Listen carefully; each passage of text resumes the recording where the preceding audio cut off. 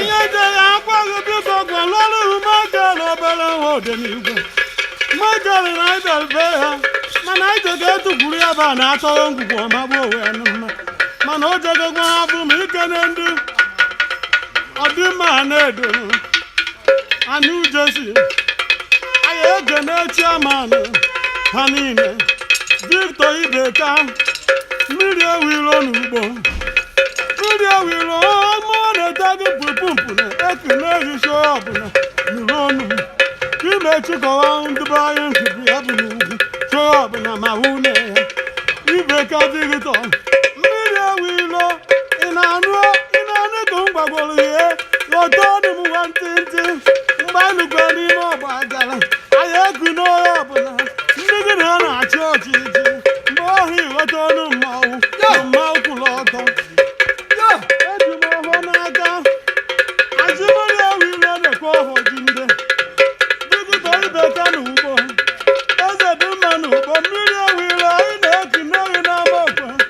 bọchị nkwọ Ineri bọchị eke Kuowi bọchị odo na abụ ọmagbu onwe ya na mma Chairman echiri njizi Dibosika ndị n'ụjọ siri mma ụjọ ga-agakwa obodo ndị ọcha ọ ga-akwado nwantịntị kenere m afọ m efuna Michael Odenigwe nwunye mụrụ n'obodo ndị ọcha ọya chịkọrara ihe nwa na-ana m chaa ije ebe ha maka ije n'ukolobe ha kine nna ha wọma ọnụ ka m kine Kristofa Odenigwe kine mune ya ndị ugworo awụ ha chaa anyị nwantịntị maka afọ m efu na obere nwa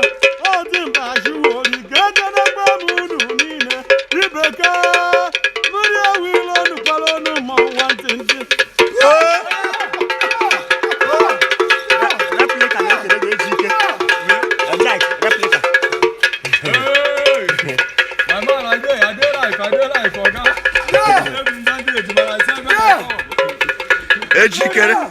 ejikere pleka onye foto ọ na obodo oyibo ha fa iwa ihe Chukwu mmiri ewiro Chukwu Ibeka na afa m efu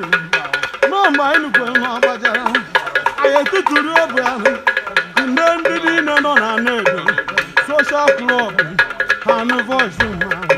anyị jeka egwu n'onye ọbụla ndị agwara anyị aba mmadụ eweleta igosi na ekwuru na ọgbajara ebe anyị jicha ekenekwe chairman na okene nwunye ya ekenekwe ma Amokwe ise lewenu mmanwụ ma ọ wee nọmba Chibuike from Lagos deme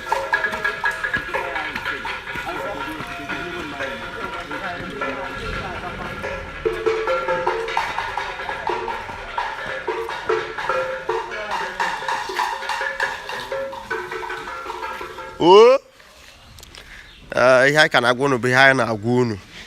jekwenụ YouTube anyị